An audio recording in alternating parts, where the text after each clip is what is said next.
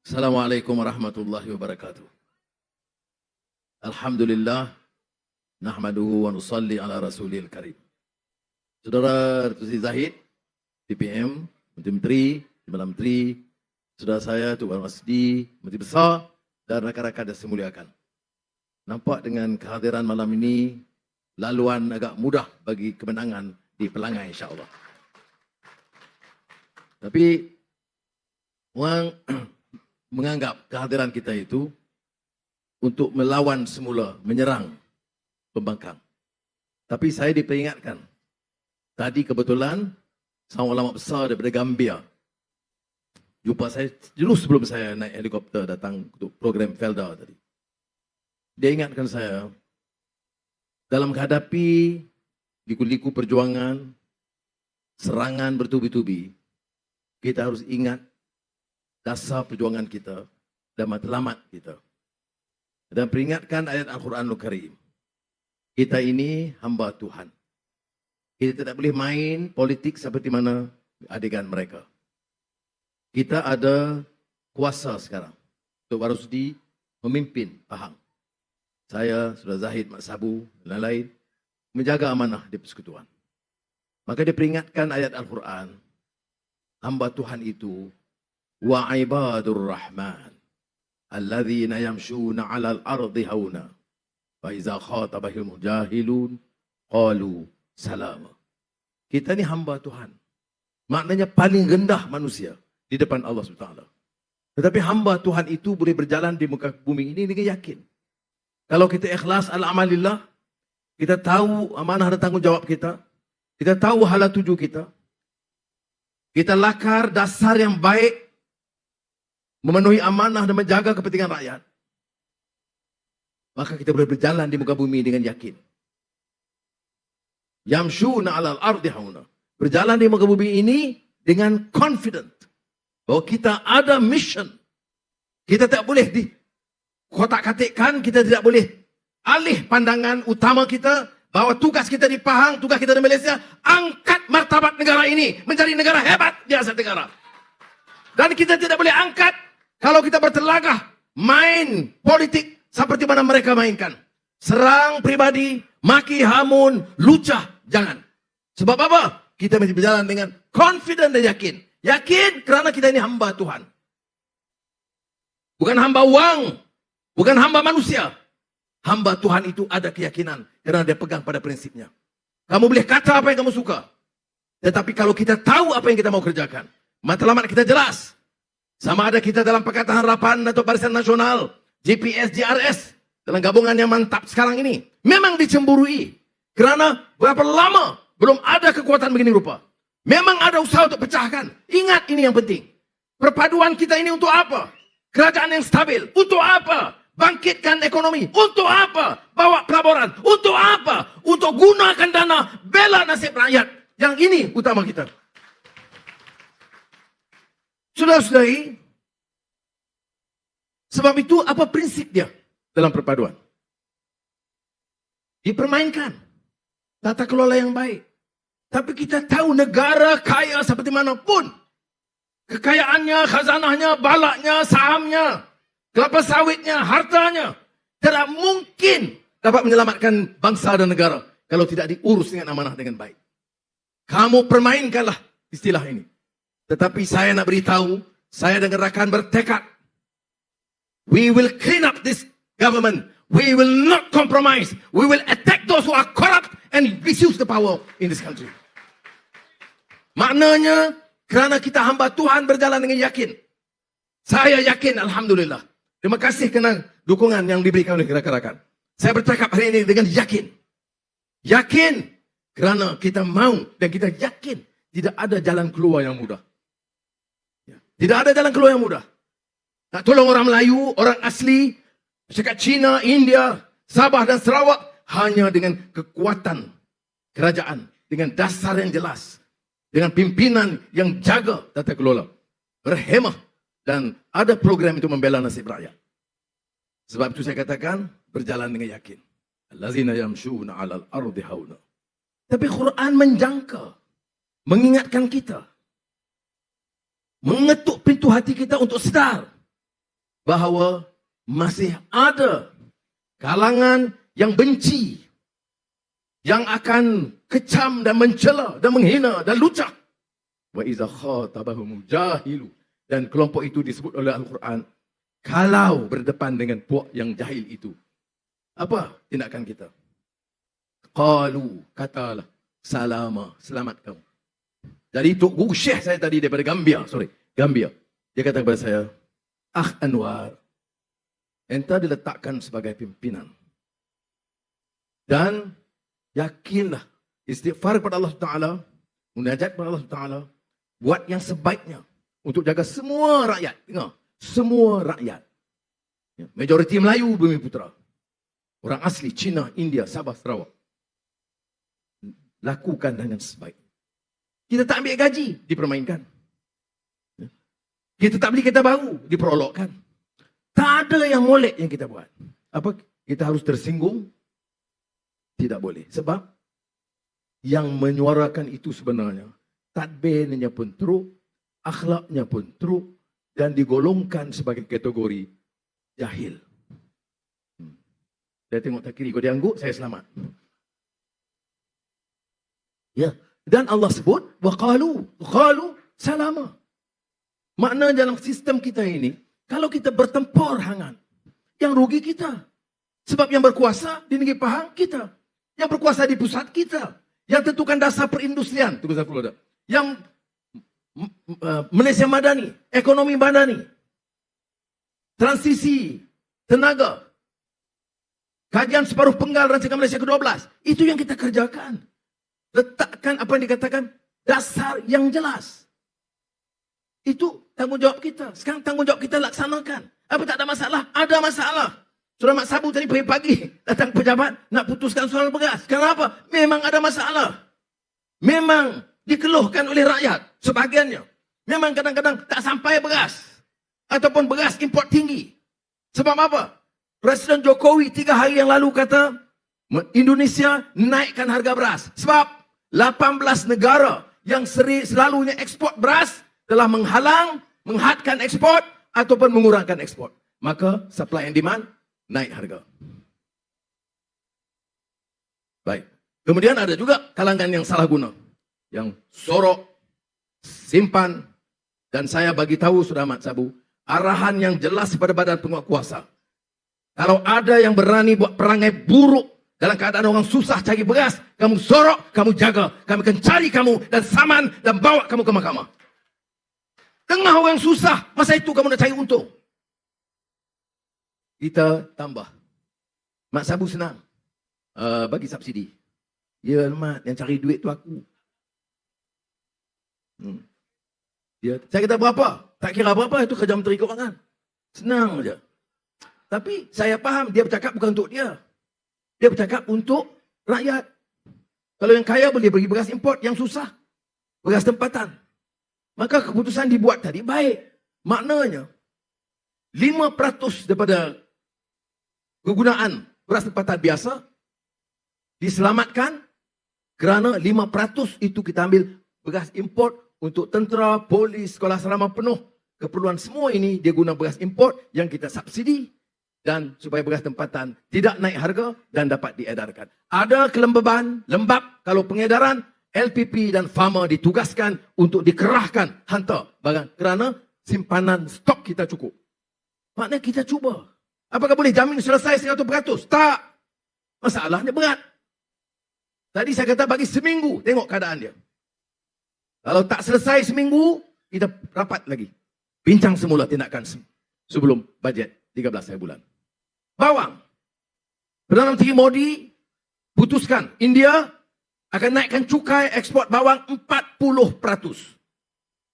Dan datang pelangai maki hamun kita. Tak jaga harga bawang. Dia tak baca. India akhir Ogos naikkan cukai ekspor bawang merah, bawang putih, semua jenis bawang 40%. Tentunya naik. Sebab itu untuk beras kita tambah subsidi berapa tadi Mat? 300 juta. Untuk beberapa bulan ni je. Baik. Saudara kena fikir, pelangai penting. Sabah Sarawak pun penting. Sebab harga Sabah dan Sarawak lebih kurang RM41 import. Kerana beras tempatan tak dibawa ke sana. Jadi saya fikir tak menusabahlah. Kita tolong di Semenanjung, kekalkan harga beras tempatan, pengedaran yang banyak. Tetapi Sabah Sarawak tak boleh dibiarkan dengan harga yang melambung RM41, RM39 sampai RM45. Oleh itu, saya bagi jaminan tadi, tambah lagi peruntukan supaya di Sabah dan Sarawak, di semua tempat-tempat pengedaran, kita jual dengan harga RM31. Beras import. Mengapa saya cerita ini? Kerana mereka yang maki kita, dia kata tak buat kerja apa. Naik helikopter, pergi berjalan sana. Naik kapal terbang, pergi berjalan sini. Ni, Surah Zamri atur program saya di New York. Ni Zafrul bersama. Tak ada bagi can langsung. Tahu tak, saya pergi New York baru ni, 4 hari. Daripada pagi hotel, ke bilik persidangan, balik hotel, pergi persidangan. Kedai buku pun saya tak pergi. Tapi Zafrul saya tengok dia curi pergi kedai buku. Saya tengok dalam sosial media dia. Menteri dah lantik. Kamu dah tahu PM tak boleh pergi kedai buku. Belilah satu buku kat dia. Ni. Sahabat jadi macam mana? Baik. Itu sebagai peringatan lah. Dia tapi tak apa. Sebab itu saya pilih. Saya pilih. Dan saya terima jawatan ini. Saya kena terima tanggungjawab dia. Taklifun wala tashrif. Tanggungjawab bukan keistimewaan. Kita tahu. Jadi bukan saya nak komplain, saya nak bagi tahu. Tapi janganlah maki hamun. Tapi saya ingatkan juga, Syekh tadi bagi sebut, ialah kerja dia. Kalau dia tak maki, dia kadang-kadang anggap kerja dia dan orang-orang yang dengar seronok. Lagi kuat maki, lagi kuat mencarut, lagi buat cucah, lagi kuat Allahu Akbar. Itu pahaman dia. Jadi saya nak bagi tahu, ini bukan soal Anwar, soal pasukan kita. Saya pergi New York, ada orang kata kejayaan luar biasa. Jumpa pelabur Amerika yang besar-besar datang. Dan komitmen yang sangat baik. Tapi sebelum tu siapa buat kerja? Pasukan Kementerian Luar. Pasukan daripada MITI. Ya. Dan pegawai kita di Kedutaan Amerika dan perwakilan di New York. Jadi pasukan bekerja. Ya. 5 bulan saya diundang oleh Syekh Muhammad bin Zayed ke Abu Dhabi dan Dubai. Saya letih balik New York belum habis lagi. Kemudian Datuk Seri Zahid kata di pelangai, walaupun dia kata, oh inilah Perdana Menteri yang datang, ialah kamu suruh aku datang. Baik. Kena pergi. Ya, 1 malam. Pergi 1 malam, mesyuarat untuk mendapat pelawat. Mudah-mudahan insya-Allah ada kerja dua-dua kementerian ini, khususnya Tugu Zafrul yang ke sana, kita akan beri pengumuman yang penting. Bukan sahaja untuk Malaysia, tetapi untuk negeri Pahang ini. Ini saya belum bagi tahu lagi Saudara Wan Rusdi, sebab saya nak dia surprise. Ya. Tapi syarat dia menang pelangai dulu. Ya. Dan kita akan umumkan suatu berita yang sangat baik untuk negeri Pahang daripada Emirat, United Arab Emirates. Ya. Jadi saudara itu, mana kerja? Dia boleh pergi-pergi begitu. Kemudian umum, tak ada. Kena kerja dan dia yakin. Dia yakin sebab apa? Sebab politik kita stabil. Mengapa politik stabil? Kerana BNPH bersama dengan GPS dan JRS. PH sendiri tak boleh. BN sendiri tak boleh. Kalau nak berkeras dan nak berdegil, tunggulah macam Thailand. 4 bulan baru tubuh kerajaan. Dan kita tubuh. Dengan saling mempercayai. Dan ini yang kita lakukan. Tapi untuk apa kita bersama? Pertama, stabil politik. Kedua, dasar yang jelas. Saudara bayangkan dalam sejarah negara ini, dalam 8-9 bulan, kita boleh tetapkan umpamanya, pertama, ekonomi madani. Kedua, transisi energi, tenaga. Dengan tenaga baru, yang disebut renewable energy. Ketiga, plan perindustrian. Di antara plan perindustrian yang terbaik yang pernah dilakarkan di negara kita. Keempat, kajian separuh penggal Rancangan Malaysia ke-12. Saudara, ini maknanya pegawai kerajaan, professionals, menteri, kerja bersungguh-sungguh untuk melahirkan 4. Saja saya nak cakap ni soal dasar. Kerana orang permainkan. Sebab itu kita perlu kerajaan negeri Pahang yang kuat. Sebab itu Dewan Undangan Negeri Pelangai mesti dia menangi. Bukan saja dia menangi, dengan bergaya. Sebab kita ada tindakan yang kita lakukan. Dan kita tidak menang sorak maki orang saja. Saya dengar dari sebahagian daripada Mat Maslan, Mat Sabu, berucap, sampailah Datuk Seri Zahid, dia tak ada maki orang. Dia tak ada mencarut. Dia tegang apa yang kita lakukan. Pertama, politik stabil. Kedua, dia kata clarity in economic policies. Jelas dasar ekonomi dia. Orang nak labur, dia tengok. Sebab itu pelaburan tahun ini paling tinggi dalam sejarah mutakhir ini. Dan ini belum habis tahun lagi ini. Dalam masa singkat, Geely dari China yang bersama Proton akan ke Tanjung Malim 10 bilion ringgit untuk bangunkan automobil city. Pekerjaan ribuan pekerja, anak-anak muda. Infineon, syarikat gergasi Jerman, melabur terbesar luar daripada Jerman. Dan berapa? 5 bilion euro, 26 bilion ringgit. Ya sudah, ini kenyataan. Apa faedahnya? Anak muda ribuan boleh dapat pekerjaan. Dan yang hebatnya, teknologi yang lebih canggih. Bukan sekadar buat kelang untuk orang kerja. Tak. Teknologi yang disebut front end dalam chip ini, tak payah itu technical detail. Tapi saya nak tunjukkan, orang dah mulai yakin dengan kita. Sudah. Janganlah kacau dan rosakkan. Nak lawan-lawanlah, tunggulah. 4 tahun lagi. Syukur, Alhamdulillah. Kamu bising bagaimanapun, insya Allah kerajaan perpaduan akan kekal sehingga pilihan raya akan datang. Dan ini penting, sudah. Ini yang menyebabkan kita lakukan. Balik pada Pahang. Felda kita dah terangkan. Bukan pengumuman baru. Yang disebut 83 bilion ringgit itu, yang lama. Ya, saya di PMX bodoh, PMX tipu. Tak apalah kamu kata pun. Tidak rugi sedikit pun. Saya masih lagi PMX. Kemudian, saya sign 83 bilion ringgit itu, saya tak mau kelirukan rakyat dan penolak Felda. Saya yang sign. Yang orang lulus dah lama. Berapa banyak projek yang diluluskan di Pahang yang tak dilaksanakan? Ada tak? Ada tak projek Pahang yang diluluskan tapi belum dilaksanakan? Ada. Jadi diumumkan 83 bilion 3 tahun yang lalu, belum dilaksanakan. Jadi 23 Jun yang lalu, 2023, saya sign. Dan sebelum saya sign, saya kena bawa ke Jemaah Menteri. Kalau diluluskan semua, saya tak bawa ke Jemaah Menteri. Saya bawa. Bila saya bawa, tentulah Datuk Seri Zahid, orang pertama sokong. Kemudian, Fadilah. Dan yang, sudah jangan terkejut, Anthony Lok di AP. Dia pun sokong sebab dia kata ini cara menyelamatkan Felda. Tapi yang dengar ni, di AP, tentang. Yang kamu 3 tahun sebab tak buat. 3 tahun sebab tak lulus. Lebih baik di AP dalam soal Felda daripada kamu.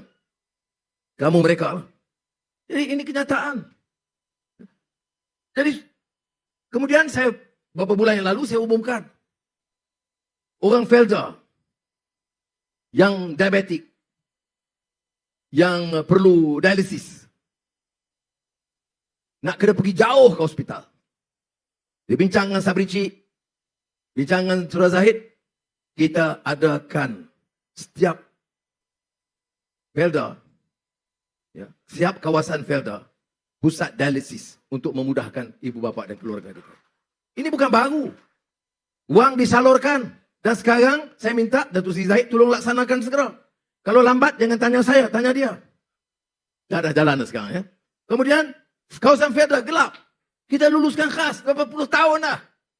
Gelap. Kita luluskan peruntukan khas untuk cerahkan beberapa kawasan di Felda ni. Di semua kawasan Felda di seluruh Malaysia. Sudah, bukan kita tunggu. Connectivity. Anak di sekolah menengah. Suruh guna komputer. Tapi tak ada connectivity. Kita ada peruntukan khas. Sudah. Ini yang kita telah luluskan. Ini bukan untuk pelangai. Dah lulus dah. Pelaksanaan di berperingkat dah dimulakan. Berapa banyak sekolah di Felda? Tandas rosak. Semua kita tahu. Tapi tahun ini kita ambil tindakan. Semua tandas. Semua sekolah. Sekolah kebangsaan, sekolah Cina, sekolah Thailand, sekolah Arab. Semua sekolah. Kita baiki tandas di semua sekolah. Ini rekod tahun ini. 2023. Jangan anggap ringan. Anak kita pergi. Malaysia ada Twin Tower. Malaysia ada Longest Bridge. Malaysia ada empangan besar. Malaysia tandas semua tak repair. Tanya saya, lebih penting jaga tandas bersih daripada nak bangunkan bangunan-bangunan pencakar langit yang baru. Cukup yang ada. Jadi saudara, itu sebahagiannya. Saya gunakan peluang ucap pada malam ini untuk menjelaskan nak ukur kita dari segi dasar. Datuk Wan Rosdi, Menteri Besar Pahang. Jaga baik. Ini Pahang banyak kawasan Felda. Ini satu-satu negeri yang telah melaksanakan projek perumahan hampir 200 juta ringgit untuk generasi kedua Felda. Mana negeri yang bising-bising itu dibuat berapa rumah? Itu pun orang, mana ni? Ni orang Felda. Rumah tak ada. Apa dengan semangat saja? Dengan jerit orang saja? Dengan maki orang saja? Ajak jemaah masjid. Ajak faham Islam. Kita buat begitu. Kita minta semua pelajar di Malaysia ini, pelajar Islam, untuk baca Mataan Al-Arba'in, 40 hadis Imam Nawawi. Itu cara kita meningkatkan kefahaman Islam. Dia tak faham, dia maki orang. Kalau dia baca hadis itu, dia tak boleh maki orang. Dia sabar. Dia ada hikmah, bil hikmah. Wal ma'uzatil hasanah. Wajadilhum billati ahsan. Dia tahu. Sebab itu kena baca hadis 40. Sekolah agama aja? Tak. Sekolah Arab aja? Tak. Semua pelajar Islam. Itu cara kita menerapkan kefahaman dan nilai Islam. Hormat, amanah, toleran, jaga nilai kemanusiaan, jaga kefahaman semua kaum, semua agama. Jangan hina orang, jangan tindas orang. Ini yang kita lakukan. Saya nak tanya, 3 tahun yang lalu, maka mereka bersama dalam kerajaan. Ada cadangan baca Quran dan hadis tambahan di sekolah? Ya.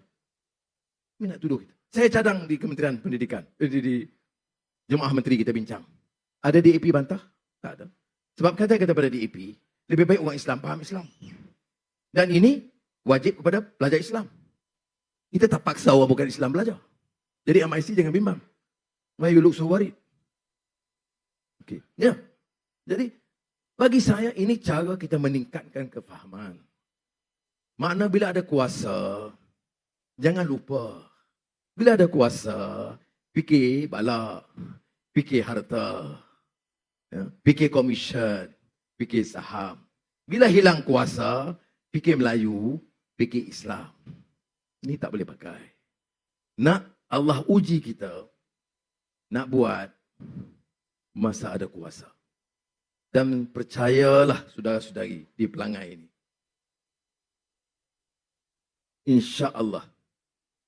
Seperti mana selalu saya jadikan tema, in uridu illal islah mastata'tu.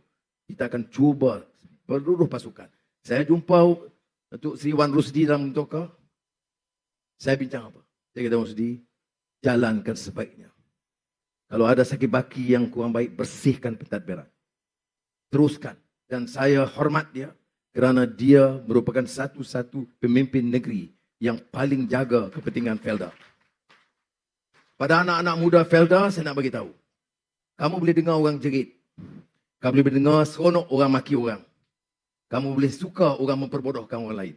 Tapi jangan lupa, kadang-kadang dengan cara sedemikian, kamu diperbodohkan. Kerana apa? Orang yang kamu perbodohkan itu, belanja 200 juta wang negeri untuk bangun rumah-rumah untuk generasi kedua. Orang yang bercakap, hina orang ini, 1 rumah pun belum dibina. Ya. Dan kerana dia lakukan itu, saya nak bagi jaminan insya-Allah dalam belanjawan kita tambah peruntukan itu dari Pahang. Ya. Supaya program saya kata tambah sikit. Tapi dia tepuk kuat. Jadi saya harap ya, memang malam ni kebetulan saya tidak bercakap terbiasa keras tidak sebab Syekh Legambia tu dia peringatkan kepada saya, Anwar bagaimanapun setelah lalu liku-liku masuk penjara keluar penjara, dihina, diaibkan, dipukul setengah mati. Sekarang kamu diberi amanah. Tumpu perhatian ke arah itu. Saya kata ada setengah orang dia tak setuju dan dia aib. Tak mengapa.